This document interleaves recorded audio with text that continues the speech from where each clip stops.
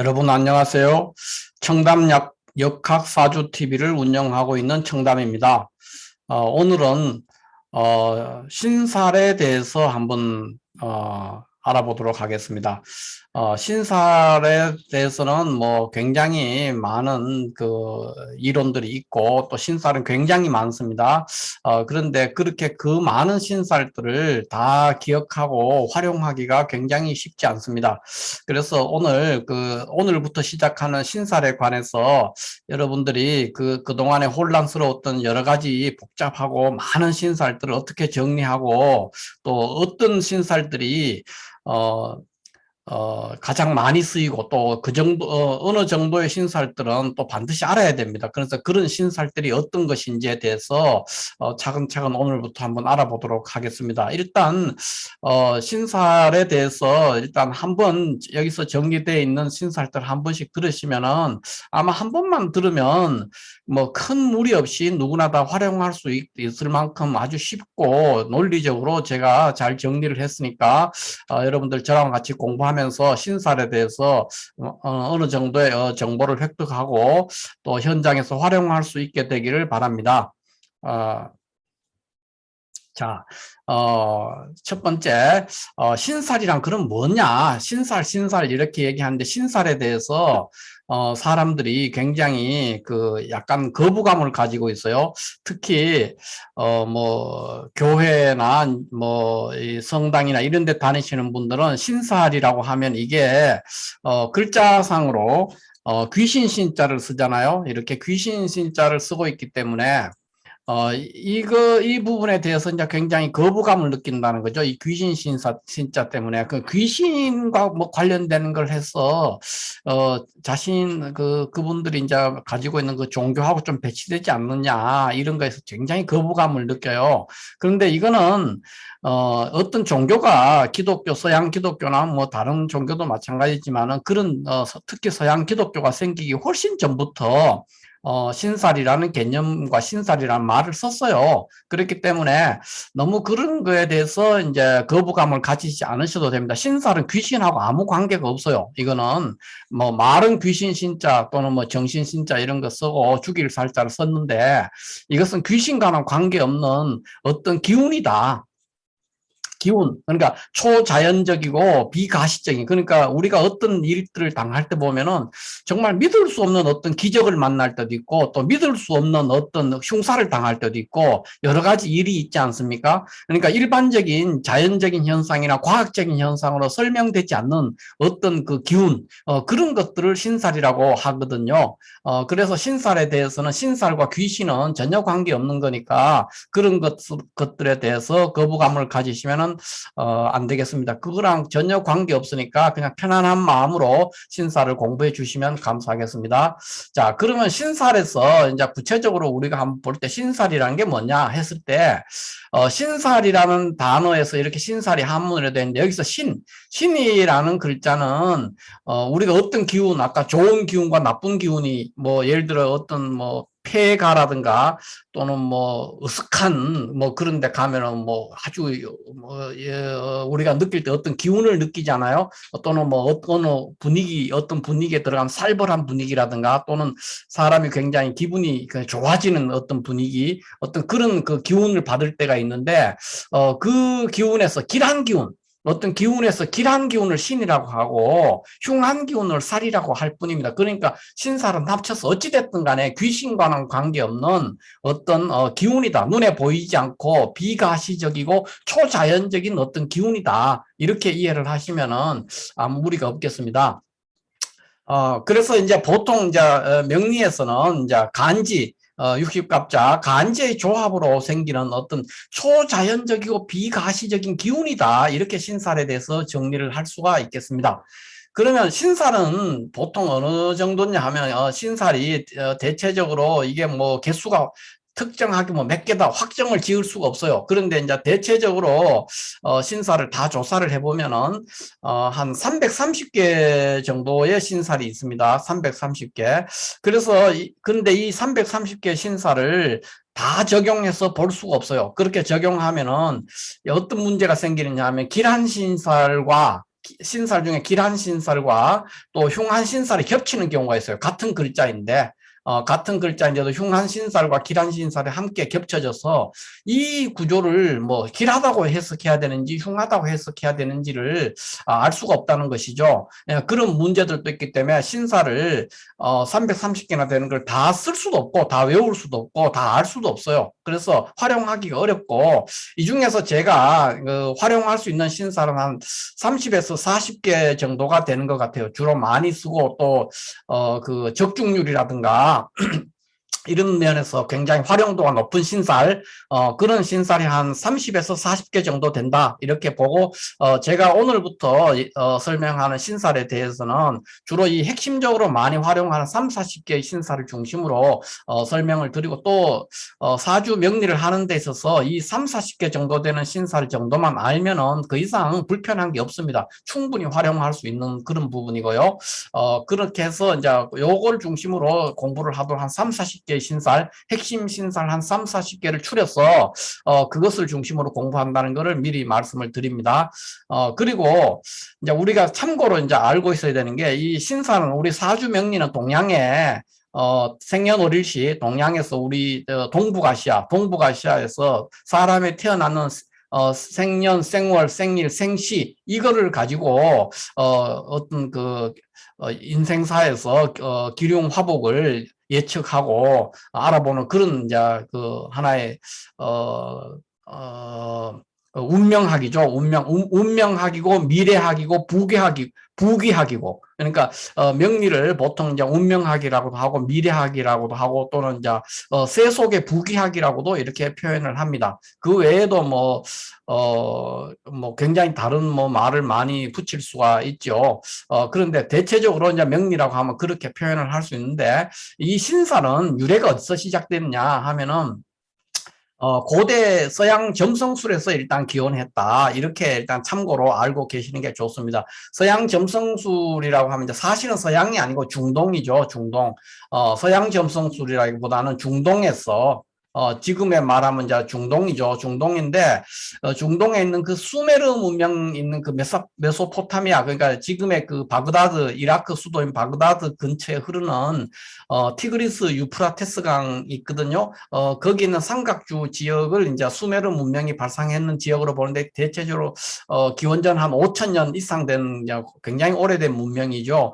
이 문명에서 서양 점성술이 서양 점성술이라고 하는 그게 했는데 사실은 서양이라기보다는 중동 점성술에 가깝다. 중동 점성술이라고 하는 것이 더 정확하죠. 서양이라기보다는 그것이 이제 물론 서양에 넘어가서 이제 확고하게 또 이론적으로 연구되고 이렇게 해서 점성술의 자리를 차지했는데 기원은 중동에 있는 수메르 문명에서부터 시작이 됐다. 이렇게 알고 계시면 되고요. 수메르 문명이 어디냐 하면은 방금 말했던 이라크 지방 근처다. 이거 알고 계시면 되고 이 문명이 이제 우리 인류 역사에서 가장 첫 번째 문명입니다. 4대 문명이라고 하면 수메르 문명이 있고 이집트 문명이 있고 인더스 문명이 있고 황하 문명이 있는데 황하 문명이 제일 늦죠. 늦고 그다음에 이제 수메르 문명이 제일 이르고 그다음에 이집트 문명 이렇게 되는데 지금의 우리가 일주일을 뭐 7일로 한다든가 1년을 12달로 한다든가 뭐 1분이 60초라든가 하는 이런 그 기준 이거를 정해놓은 게 수메르 문명에서 이미 정해져 있었다는 거죠. 이 정도로 굉장히 유서 깊고 오래된 문명입니다. 이 문명에서 사람들이 그 밤에 서양 그러니까 하늘의 별의 움직임 이런 거를 가지고 이제 관측을 하면서 주로 이제 처음에는 국가의 이제 기륭사를 이제 점치기 시작하다가 개인의 기륭사까지도 이제 발전을 하고 확장되어 온 그런 역사를 가지고 있습니다. 그래서 어찌됐든 신살은 그 기원이 동양에 있는 것이 아니고 서양에 있다. 그래서 우리 사주 명리에서도 이걸 도입해가지고 이제 보기는 하지만 근원적으로는 이제 서양 점성술에서 뿌리를 두고 있다는 걸 참고로 알고 계시고 다만 이제 이 신살이라는 거는 우리가 사주를 볼 때 어떤 사주의 그 격국의 성패, 그러니까 기륭 성패를 결정짓는데 결정적인 역할은 하지 않습니다. 신살로 우리가 무엇을 얻을 수 있느냐, 신살을 봐서 봤어. 그랬을 때 보통은 그 사람의 성격이라든가 또는 직업이라든가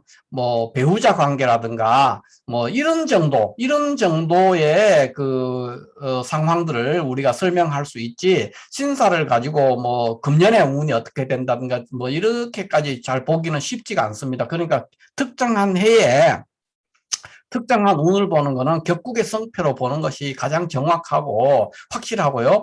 신살은 보조적인 수단이다. 그래서 신살에, 그렇지만 지금 또 신살이 사주를 볼 때 무시할 수 없습니다. 너무나 긴 역사를 가지고 이게 발전해 왔기 때문에 이걸 함부로 보고 함부로 무시할 수 있는 것들은 아닙니다. 다만 격국의 성패에서는 신살이 영향을 미치지 못한다. 이렇게 알고 계시면 됩니다. 그러니까 어떤 격국이 사주에서 격이 뭐 성격이 된다든가 파격이 된다든가 이런 거 할 때 신살이 어떤 역할을 하지는 못한다는 거죠. 그렇지만 신살은 그 자체로 성격이나 직업이나 또는 배우자 관계 이런 부분에서는 상당한 뭔가를 우리가 암시할 수 있고 거기서 뭔가 정보를 얻을 수가 있다는 면에서 신살을 무시해서는 안 된다 하는 거, 그 정도를 알고 우리가 이제 신살을 공부를 하면 되겠습니다. 그래서 보통 신살이 뭐 어떤 거냐 이렇게 하면 이제 이런 식으로 사주가 하나 있으면은 사주에서 신살이라는 거는 예를 들어서 뭐 일지에 해수가 있으면 이것이 역마살이다. 또는 오화가 있으면 도화살이다. 뭐 축이나 뭐 미 이런 게 있으면 화개살이다. 이런 식으로 얘기를 한다는 거예요. 이게 하나의 신살입니다. 그래서 이게 이런 게 있으면 이제 그 사람의 성격이나 직업이나 배우자 관계 이런 데서 어떤 뭐 특징이 드러난다. 이렇게 파악할 수가 있다는 것이죠. 그래서 지금부터 오늘 지금 첫 시간인데 신살에 대해서 신살이 뭔가 그리고 신살이 어떻게 구조가 된다든가 하는 거를 잠시 살펴봤고요. 일단 첫 시간이기 때문에 그 신살의 제왕, 그러니까 모든 신살 중에서 가장 그 으뜸가는 신살이고 또 모든 신살 중에서 가장 그 중에서도 길신 중에서도 길신이라고 하는 천을귀인에 대해서 먼저 오늘 한번 알아보도록 하겠습니다. 그러면 자.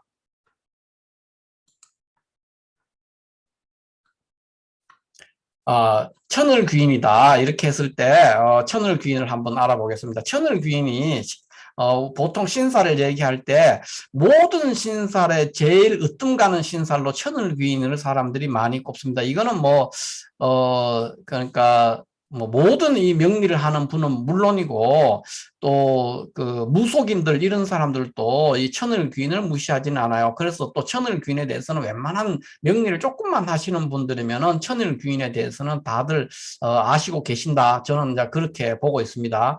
그래서 먼저 이 천을귀인에 대해서 한번 이제 보면은 천을귀인이 뭐냐 이렇게 했을 때 천을귀인을 이제 정리를 하자면 이런 거예요. 모든 신살 중에서도 최고 으뜸가는 신살의 제왕이기도 하고 또 모든 길신 중에서 최고의 길신입니다. 그러니까 이 천을귀인은 그러니까 굉장히 그 고결하고 고귀하고 강력한 신이에요. 길신인데 그런데 주로 어떤 일을 하느냐 하면은 이게 천우신조 하는 신이라 그래요. 그러니까 하늘이 돕고 조상이 돕는 신이다. 그러니까 언제 돕느냐? 내가 굉장히 어려움에 처했을 때 그럴 때 하는 거기 때문에 그러니까 천을귀인을 가진 사람은 굉장히 대체적으로 인덕이 좋습니다. 주변에 도우는 사람이 굉장히 많고 또 성격들도 굉장히 그 부드럽고 좋습니다. 그러니까 만인에게 그 사람이 그 적이 없어요. 그러니까 무적의 사람, 그러니까 적이 없는 사람이죠. 성격적으로 성격이 둥글둥글하고 또 다재다능한 사람들이 많아요. 그 다음에 인기도 많고 그런 성향들을 가지는데 일단 기본적으로 인덕이 많은 사람이다. 천을귀인이 있으면 그렇게 볼 수가 있고 뭐 쉽게 말해서 누군가가 나를 도와주는데 그것이 이제 눈에는 보이지 않는 거죠. 그러니까 눈에 보이지 않는 어떤 나를 도우는 손이 있다. 이렇게 생각을 하시면 돼요. 여기에 제가 그 김신조 예를 들었지만 그 정도로 어떤 데 다 죽는데도 나는 죽지 않는 어떤 그런 불사조 같은 그런 상황, 그런 그런 기운, 그러니까 하늘이 돕고 조상이 도우는 그런 기운이라는 거죠. 천을귀인이. 그래서 사주에 천을귀인이 꼭 그 지지에 한두 개 있으면 아주 좋습니다. 그러면 이제 천을귀인이 구체적으로 어떻게 되느냐 하는 거에 대해서 한번 알아보도록 하겠습니다. 자, 천을귀인이 무엇이 천을귀인이냐? 이렇게 했을 때 천을 귀인은 지금 여기 표에 보이는 것과 같이 이런 구조입니다. 천을 귀인이라고 하면은 먼저 일간을 기준으로 일간을 기준으로 일간이 갑이라든가 무라든가 경이라든가 이런 식으로 돼 있으면은 지지에 축이나 미가 있으면 또 을이나 일간을 기준으로 구분해. 일간이 을이나 기이면은 지지에 자나 신이 있으면, 또 일간이 병정일 때는 계유, 일간이 신이면은 인호, 일간이 임계라면 사묘가 있을 때, 그 사람은 천을 귀인을 가지고 있다. 이렇게 표현을 할 수가 있겠습니다. 그래서 천을 귀인을 가지고 있으면 일단, 다재다능하고, 이렇게 지혜총명하고, 흉사 아주 어려운 일을 만났을 때도 누군가 도와준다는 거죠. 조상이 돕고 신이 돕고 하늘이 돕고 조상이 돕는 그런 행운을 누릴 수가 있는 것이죠. 대체적으로 이제 뭐 큰 특징으로는 또 그 천을 귀인을 가지고 있으면은 일주가 만약에 좌록일주라고 하면은 그 좌록일주는 운에서 천을 귀인을 만나면은 뭐 승진한다, 직장인이라면 승진한다든가 이런 일들이 생기는 경우가 많아요. 그래서 굉장히 좋은 신이라고 볼 수가 있죠. 그래서 좌록일주가 어떤 일주냐? 좌록일주 이런 거예요. 갑인, 을묘. 그러니까 앉아 있는 자리가 녹을 가지고 있는 그 일주들 말이에요. 그러니까 갑인일주라든가 을묘일주, 경신일주, 신유일주.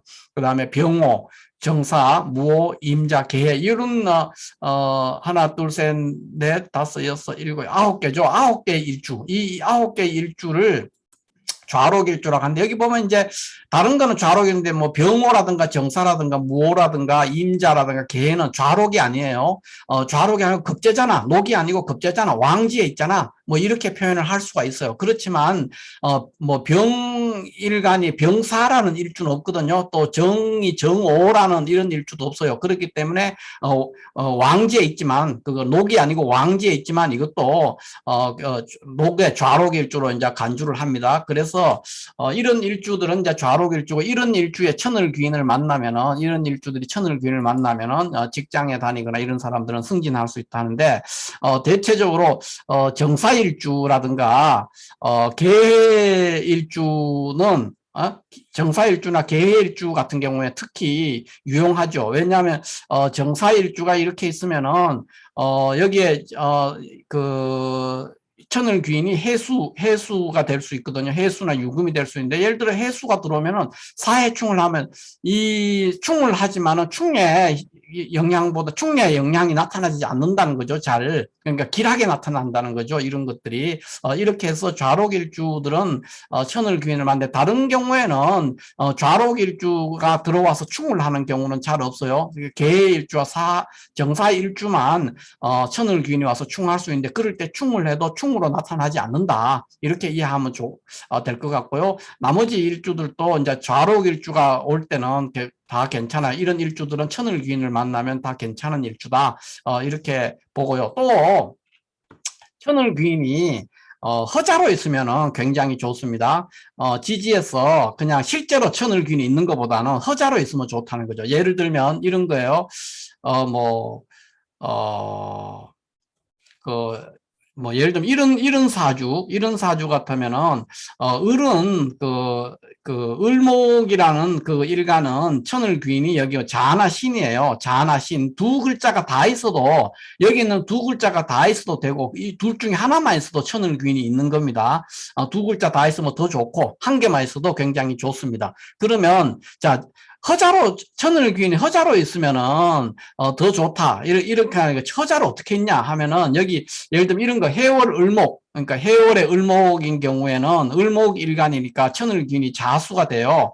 자수가 되는데 해자축 이렇게 해와 축이 이렇게 나란히 있으면은 해와 자는 이렇게 공협돼 가지고 들어옵니다. 이 사이에 자수가 없지만은 해와 자는 여기 자를 허공에서 불러온다는 거죠. 그래서 여기 천을귀인이 자수가 없지만 자수가 있는 것처럼 보이는 거예요. 그래서 항상 이 사람은 천을귀인이 허자로 존재하기 때문에 실제 천을귀인이 있는 것보다 훨씬 좋습니다. 천을귀인이 있는데 형충을 하거나 하면은 안 되거든요. 천을귀인은. 그런데 여기에 있으면 그런 일이 생기지 않으니까 좋은데 다만 천을귀인이 있을 때 천을귀인은 전실되면은 굉장히 어렵습니다. 그러니까 이렇게 허자로 존재하는 천을귀인이 있는 사람이 예를 들어 이런 지금 여기 이 케이스도 이제 허자로 이 케이스도 허자로 천을귀인이 존재하는 케이스거든요. 허자로 천을귀인이 존재하고 있는데 만약에 뭐 지지에 자가 있는 해가 들어오면 예를 들어 경자년이다.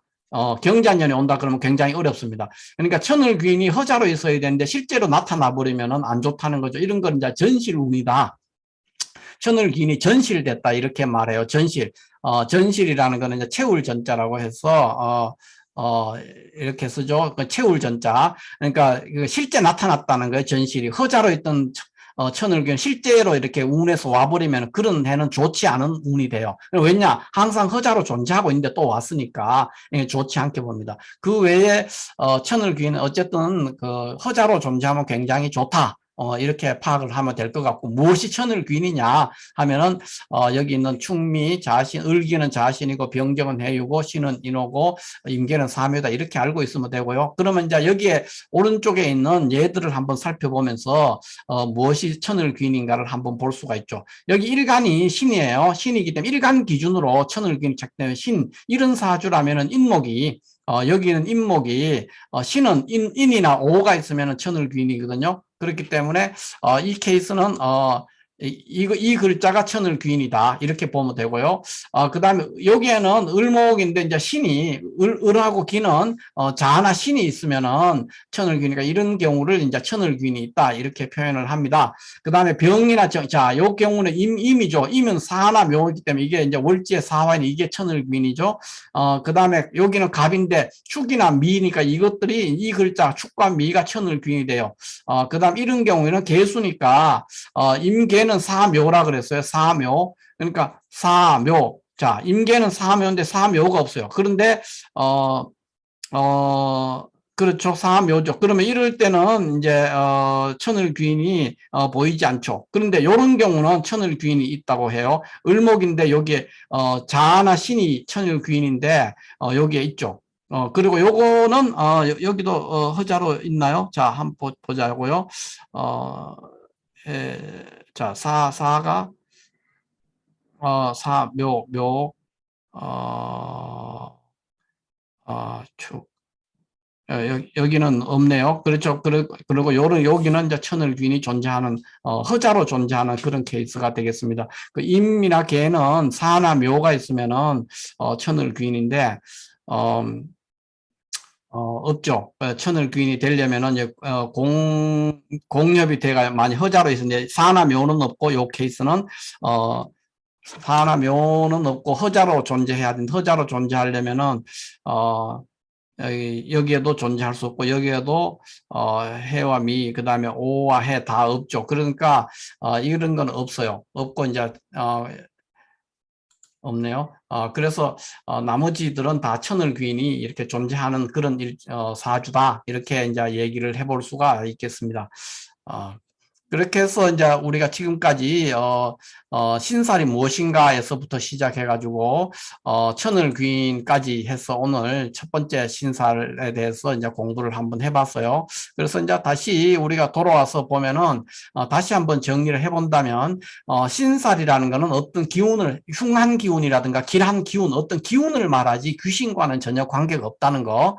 그 다음에는 그러니까 신살이라는 거는 그 간지 60갑자 간지의 조합으로 생기는 초자연적이고 비가시적인 기운이라고 해서 이런 식으로 개해 일주부터면 해수가 보고 해수를 보고 역마살이라고 한다든가 뭐 오화를 보고 도화살이라고 한다든가 이런 식으로 하는 것들을 이제 이 간지의 구성에 의해서 생기는 어떤 기운이에요. 그거를 이제 말을 하고요. 그 다음에 신살의 개수는 한 330개 정도 되고 이거를 다 활용할 수는 없고 한 3, 40개 정도를 우리가 활용해서 쓰면 무리가 없다 이렇게 말씀을 드렸고 그 다음에 신살이 어디에서 유래를 했냐 했을 때는 그거는 서양 점성술에 의해서 나타나고 있다. 서양 점성술의 기원을 두고 있다. 이 정도를 이제 신살에 대해서 파악을 하면 될 거고요. 그 다음에 이제 첫 번째 모든 신살 중에서 가장 으뜸가는 신살이 뭐냐 했을 때 천을귀인이에요. 천을귀인인데 천을귀인이 뭘 하는 거냐 했을 때 이 천을귀인은 모든 신살의 제왕이고 길신 중에 길신이다. 그래서 이것이 있으면 사람이 위기에도 절대 그 어려움에 처하지 않습니다. 누군가가 항상 도와주는 사람이 있고 또 그 본인도 굉장히 성격이라든가 인간관계나 이런 게 굉장히 좋고 또 다재다능한 사람이다. 이렇게 보면 되겠습니다. 보통 천을귀인을 천우신조하는 신살이라고 보거든요. 천우신조, 그러니까 하늘이 돕고 신조, 조상이 돕는다. 이렇게 이제 보는 신살. 그러니까 굉장히 길한 신살입니다. 그리고 본인도 다시 말씀드리자면 굉장히 다재다능하고 성격도 굉장히 좋고 사람들의 인기도 굉장히 좋아요. 그래서 어디를 가나 그러니까 적이 없는 사람, 뭐 그런 사람이 천을귀인입니다.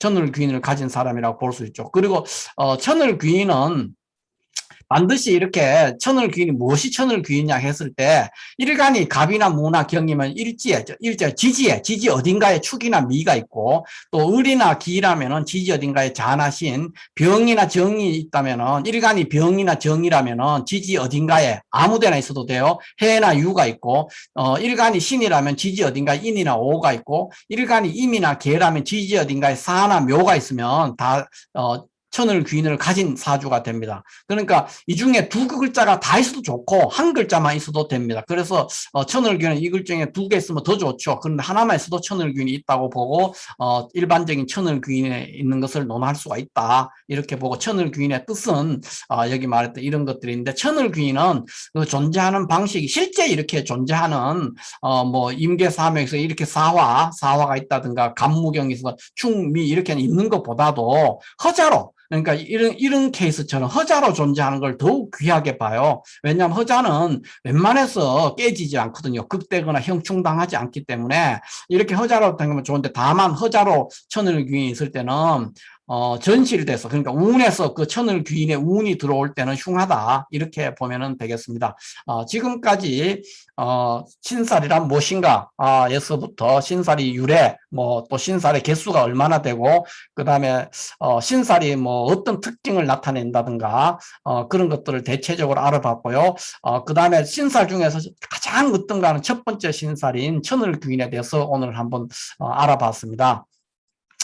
신살에는 다시 제가 말씀을 드리지만 신살로 모든 사주의 기륭성패를 볼 수는 절대 없습니다. 신살로 우리가 볼 수 있는 거는 일반적으로 볼 수 있는 신살로 우리가 판단해 볼 수 있는 거는 그 사람의 성격, 그 다음에 직업, 그 다음에 어떤 배우자 관계 이런 거는 어느 정도 다 볼 수가 있습니다. 그 외에 어떤 특정한 해에 뭐 기륭성패라든가 이런 것들은 신살로서는 파악하기가 굉장히 어렵습니다. 그래서 그렇지만 어떤 사람의 성격이나 직업이나 배우자 관계 이런 거를 신살로서 파악할 수 있다는 거는 굉장한 성과고 굉장한 어떤 도움이 되죠. 사주를 볼 때는.